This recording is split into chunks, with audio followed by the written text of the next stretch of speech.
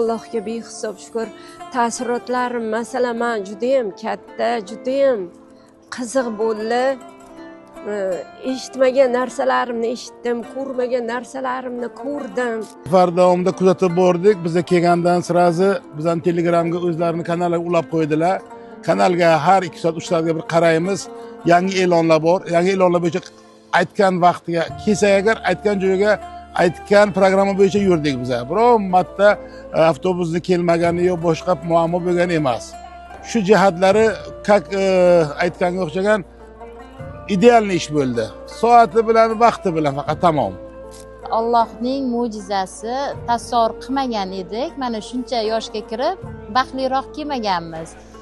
Baxtliroq kelish kerak ekan. Mana Allohimning uyiga Allohim chaqiribdi, keldik. Men qachon kelsam, birodarlarim kelsa, aka-ukalarim, og'aylarimiz albatta shu Hikmat Travel bilan shuga uchrashishni so'rab qolaman.